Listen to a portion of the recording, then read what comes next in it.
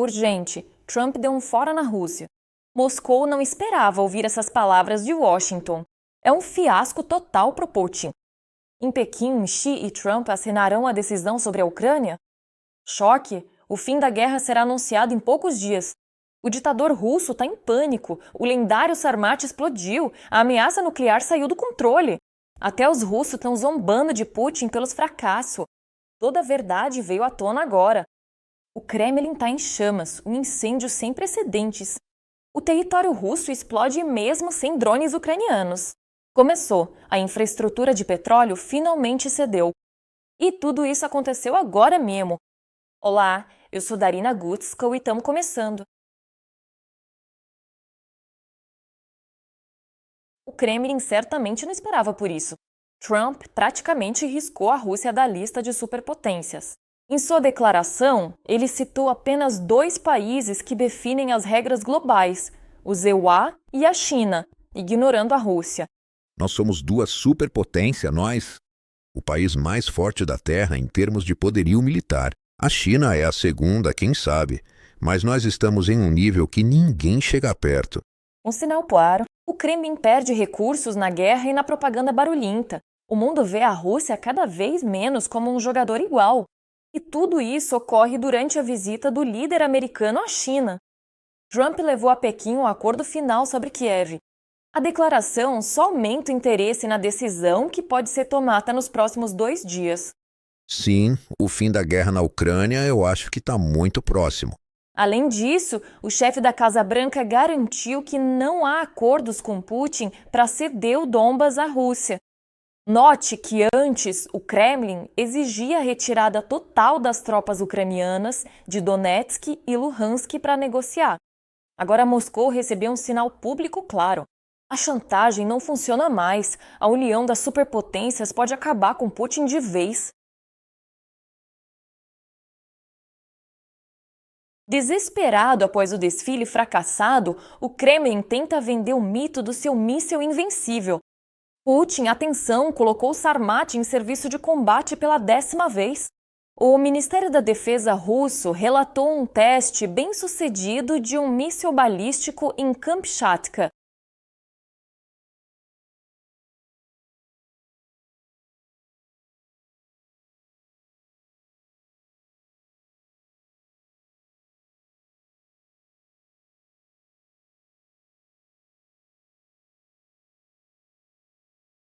Lembrando que da última vez, em setembro de 2024, o Sarmat explodiu no silo.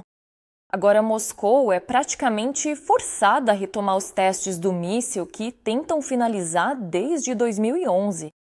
E o mais irônico é que, em todo esse tempo, o único lançamento bem-sucedido conhecido ocorreu em 20 de abril de 2022. Segundo a mídia, Putin prometeu pela 7ª vez colocar esse mega armamento em serviço de combate. Desta vez, os prazos são rígidos. Tudo deve acontecer até o final deste ano. E pela primeira vez, soube-se por quê. O chefe do Centro de Combate à Desinformação, Andriy Kovalenko, disse que há uma forma de desviar a atenção dos fracassos no fronte. Neste momento, a Rússia não tem sucessos no fronte e precisa assustar com alguma coisa. Além disso, Putin está pressionando ao máximo e garante que o Poseidon e o Burevestnik estão prestes a entrar em serviço de combate também. A verdade é que nem os russos acreditam mais nessa conversa fiada. A história parecida. Putin anunciou ambos os sistemas ainda em 2018, durante o discurso à Assembleia Federal, mas nenhum deles chegou a entrar em serviço de combate. Parece que a superarma do Kremlin lembra cada vez mais um mito de propaganda barulhento que desmorona diante dos olhos. Kremlin em chamas. O fogo atingiu o telhado de um prédio administrativo. O incêndio ocorreu na propriedade histórica de Ismailovo.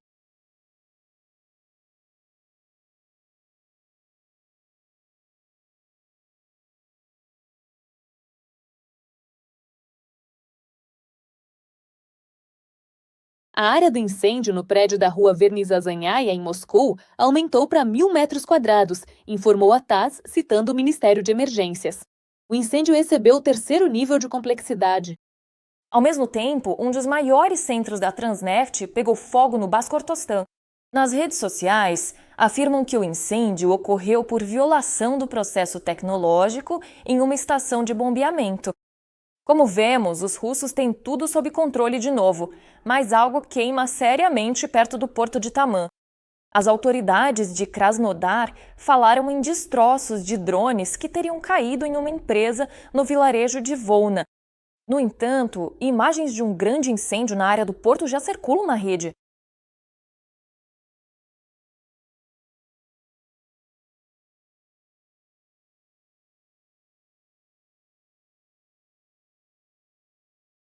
Pelo visto, a logística russa sofreu outro golpe desagradável, então haverá mais por vir. Um verdadeiro triunfo para a Ucrânia. Soube-se por que Pistorius veio a Kiev. O amigo alemão viu algo que o fez apertar a mão de Fedorov no mesmo dia e assinar um acordo histórico. Um novo pacote de apoio e tecnologias que provaram mais uma vez que os ucranianos estão na liderança. Declarações de arrepiar que você precisa ouvir agora mesmo. A Alemanha estuda a experiência de defesa ucraniana, recebe dados de inteligência e está pronta para criar empresas conjuntas para a produção de itens únicos. Drones. O ministro da Defesa da Alemanha está na Ucrânia pela 7ª vez em 3 anos de mandato. A visita não foi anunciada, mas Kiev esperava por Boris Pistorius. Em um dos locais, modelos de drones ucranianos de sucesso. Este FP, poucos dias antes do desfile em Moscou, atingiu um alvo a 6 quilômetros do Kremlin. Outros destroem a logística russa em territórios que eles controlam temporariamente. O ministro da Defesa ucraniano diz que os mísseis comprados pelos alemães ajudaram a proteger nossa energia. E agora a Ucrânia está mudando as regras do jogo no campo de batalha. Vemos uma tendência positiva. Vemos que conseguimos eliminar 35 mil russos, tanto em abril quanto no mês de março. E essa tendência também é bastante positiva. A Rússia não tem forças suficientes para continuar as operações ofensivas. O exército ucraniano está esgotando os russos. O fato de as posições russas estarem abaladas é confirmado pelo ministro da Defesa da Alemanha. A economia cai, o déficit orçamentário cresce. Afinal, é difícil encontrar momentos em que Moscou tenha tido sucesso. Mas o Kremlin não pretende parar a guerra, apesar da chamada trégua de 3 dias. Há razões para temer. Espero estar errado, que isso seja apenas mais uma mentira. E faz parte da estratégia dele de guerra híbrida.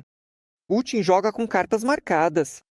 Se ele quisesse acabar com a guerra, poderia fazê-lo simplesmente retirando suas tropas. Acredito que Putin, no fim das contas, está tentando desviar a atenção de sua própria fraqueza. A Alemanha considera os ultimatos russos inaceitáveis e é quem mais investe financeiramente em nossa segurança no mundo. Isso é aproximadamente 1/3 do apoio ao setor de defesa ucraniano. Hoje, os ministros da Defesa da Ucrânia e da Alemanha, Mikhailo Fedorov e Boris Pistorius, assinaram em Kiev um documento para lançar o programa conjunto Brave Germany. Trata-se do desenvolvimento de tecnologias de defesa. Em particular, são subsídios para startups. E Kiev também espera receber centenas de mísseis americanos. Os primeiros Patriots, provavelmente em 1 ano. Sobre os Taurus, por enquanto não se falou. Se falamos dos Taurus, é claro que agora temos mísseis que operam à distância, semelhantes e maiores, mas nunca é demais ter tais meios de ataque. Portanto, é claro que a Ucrânia está sempre aberta a ter mais meios de ataque. Mas, na verdade, hoje já estamos alcançando uma certa independência nessa direção. Todos vimos os ataques da Rússia a 1.500 quilômetros. E por isso, a Ucrânia está fazendo bem o seu dever de casa. Mesmo após o fim da guerra, Berlim está pronta para treinar nossos combatentes. Atualmente, mais de 20 mil militares ucranianos passaram por treinamento na Alemanha. E a própria Alemanha tem um grande benefício com essa cooperação, garantiu Pistorius. De Kiev, Berlim recebe dados extremamente importantes, explicou o ministro aos jornalistas alemães.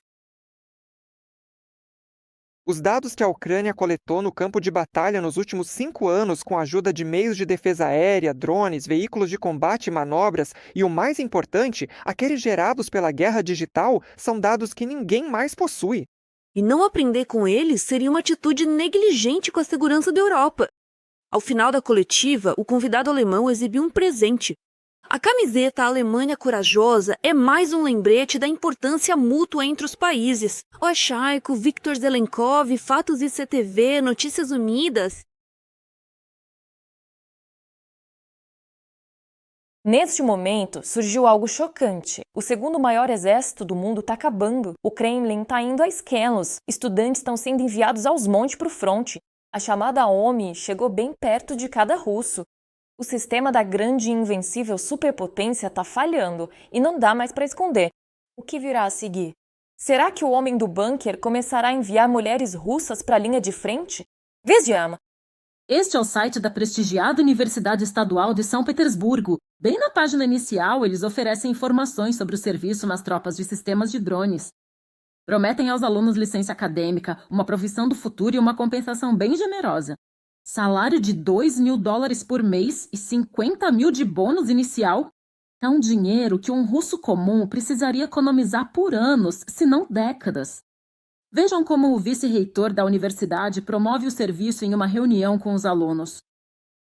Além disso, quem paga a mensalidade após o serviço será transferido para o ensino gratuito ou receberá 100% de desconto no valor do curso. E não é apenas patriotismo ou servilismo perante as autoridades. É uma diretriz do Ministério da Educação. Segundo ativistas de direitos humanos, todas as universidades russas foram obrigadas a enviar 2% dos alunos para o exército. E isso é apenas parte de um sistema mais amplo. Regiões, órgãos públicos e até empresas também recebem essas metas. Na prática, cada um deve garantir sua cota de recrutas. Esse era um dos métodos que os jovens usavam para evitar o exército. Eles se matriculavam em programas de mestrado na Rússia. E, em muitos casos, nem pretendiam frequentar as aulas. Então, é uma tentativa de alcançar quem não quer servir, para forçá-los a se alistar de uma forma ou de outra. Mas isso também abre, certamente, enormes oportunidades para corrupção. Se você pagar ao decano ou ao vice-reitor, eles não vão te incomodar. Militares de vários escalões têm frequentado instituições de ensino em todo o país. Todos elogiam as novas perspectivas para rapazes e moças. O século XXI é robotizado e busca as alturas. É agora que devemos lançar essa base de sistemas de drones em cada jovem para minimizar a reserva humana no futuro. Essa é a principal promessa aos alunos, não enviá-los para trincheiras sujas, mas para tropas de drones de elite. Dizem que o contrato é de apenas 1 ano e longe da linha de frente. Há muita informação agora de que soldados russos precisam pagar seus comandantes para sobreviver. Então, talvez você fique pouco tempo na unidade de drones e depois, se não pagar suborno, acabe logo no fronte. E parece que a juventude russa suspeita das possíveis nuances do serviço, pois não está nem um pouco ansiosa pelo combate com drones. Ouça como a diretora de uma faculdade em Novosibirsk se lamenta quando nenhum estudante se voluntariou para o exército. A pátria exige? Vocês têm que ter algum medo? O quê? Vamos voltar em um caixão de zinco ou o quê? De onde vem esse medo? Quem instigou esse medo? E quem vai nos proteger? O quê? Vocês são todo covarde aqui? Estão aí sentado com medo? É inacreditável como vocês tremem pelas suas vidas. Estudantes universitários na Rússia puderam evitar seus deveres e responsabilidades patrióticas por muito tempo. A guerra era o destino das classes sociais mais baixas, da classe trabalhadora e dos moradores das províncias. Então não é surpresa que, agora, esses membros da sociedade comparativamente privilegiados, que estudam com bolsas, também começam a ser recrutados para o esforço militar. Jogue como um adulto. O alistamento no exército é vendido como uma diversão leve, tipo, vocês não adoram jogar videogame? É a mesma coisa, só que não é virtual e de graça, mas em uma guerra real e por muito dinheiro. Agora, há muitas evidências de que a Rússia usa certas táticas traiçoeiras para forçar as pessoas a se alistarem no exército. As categorias mais vulneráveis são recrutadas à força para suas fileiras: devedores, pessoas socialmente isoladas e aqueles fáceis de pressionar. Agora, os estudantes também foram adicionados a essa lista. Tudo isso é uma continuação da estratégia de diversificação máxima das fontes de recrutas. Esse sistema também abrange mercenários estrangeiros e prisioneiros. Após 2 anos de guerra, a mobilização forçada finalmente chegou à capital. Moscou é uma cidade perigosa para os recrutas. Muitos já perceberam isso. Batidas e buscas policiais, detenções do metrô, arbitrariedade jurídica. E tudo isso para cumprir as metas de recrutamento. A escalada continua. Cada novo recrutamento se torna ainda mais rigoroso e as batidas mais brutais do que antes. Vários métodos são usados apenas para não declarar uma mobilização geral. Ele está enrolando, enrolando, enrolando. Ele não quer tomar essa decisão impopular, claro, impopular. Ele não quer repetir. Setembro de 2022, quando 1 milhão de russos fugiram, para Geórgia, Armênia, Cazaquistão, a pé. Acho que ele vai evitar um recrutamento formal tão grande. Todos, tudo pelo fronte, tudo pela vitória. Mas ele vai espremer as pessoas assim, seja pelas universidades ou através de certos governadores, aos poucos. E, claro, reduzir ainda mais as exigências médicas. Minha perna direita foi amputada abaixo do joelho, mas estão me mandando pro fronte. Enviar pessoas com deficiência para o fronte e recrutar estudantes é certamente um sinal de que nem tudo está indo conforme o planejado, na busca por novos recrutas. Até porque as estatísticas também são ajustadas pelas Forças Armadas da Ucrânia. Antes, a Rússia conseguia recrutar cerca de 30 mil pessoas por mês. Mas agora isso já não é suficiente. As perdas mensais chegam a 35 mil e, desde janeiro, superam o ritmo de recrutamento. Eles não conseguirão recrutar 1.001 estudantes de jeito nenhum. E 1.001 alcoólatras e sem-teto também já não existem mais. Sim, ou seja, de qualquer forma, me parece que esse nosso mito sobre a reserva humana infinita da Rússia é um pouco irreal, porque a maioria, se todos os que queriam já foram e morreram, todos os que não queriam foram arrastados. E agora estão arrastando essas pessoas, elementos sociais, sabe? E alguns poucos estudantes que se meteram em problemas em seus cursos. Mas para recrutar 30 mil pessoas assim por mês ou até mais, chegar a 50 mil, bem, na minha opinião, são números muito altos. Portanto, a mobilização oculta continuará e se expandirá, chegando onde antes não chegava: universidades, escolas técnicas e faculdades. Svitlana Chernetska, Podrobitsis, Canal Inter, Maratona e Edine Novini. A Polônia armará as forças armadas da Ucrânia até os dentes e está pronta para reforçar o céu ucraniano com seus predadores. Trata-se da entrega de 14 aviões MiG-29. A Rússia não gostou dessa decisão. O fiasco de Putin está à espreita. O que os próprios poloneses querem em troca dessa ajuda na luta contra o inimigo, se a própria Ucrânia está pronta para tal passo e como isso mudará o equilíbrio de forças em nossas operações aéreas. Tudo sobre isso a seguir. MiG-29, caças que defendem nosso céu desde o início da invasão em larga escala. Esses mesmos aviões já faziam parte das nossas forças armadas antes da Grande Guerra e hoje realizam uma ampla gama de tarefas. A tática de uso dos caças do tipo MiG-29 também se transformou e agora é uma plataforma que atua principalmente em ataques a alvos terrestres, usando armas ocidentais de alta precisão. E o que vemos é que essas plataformas também são usadas para a defesa antimísseis e contra drones Shahed, ou seja, como meios de defesa aérea. Parceiros que tinham esses aviões em seu arsenal já os entregaram a nós como parte da ajuda militar para a proteção contra a agressão russa. Especificamente Polônia e Eslováquia. O número exato de equipamentos entregues não foi divulgado, mas falava-se em algumas dezenas. Mas agora é possível mais uma remessa de caças. Atualmente, Ucrânia e Polônia negociam o fornecimento do último lote de MiG-29. A transferência dos caças fará parte da política dos aliados de apoio à Ucrânia e garantia da segurança no flanco leste da OTAN. As missões dos aviões MiG-29 que estão sendo retirados de serviço serão realizadas por aviões F-16 e FA-50. No entanto, esta transferência será um pouco diferente das anteriores, pois até agora a Ucrânia recebia os aviões gratuitamente. Agora não se trata apenas de ajuda, mas de venda ou troca por permuta. Isso muda tudo radicalmente, porque antes era exclusivamente ajuda. Quando se fala em permuta ou venda, é preciso olhar com muita atenção o que se está comprando. Quando se trata de relações comerciais, é preciso avaliar o produto. Quanto ao produto em si, neste caso os MiG-29, bem,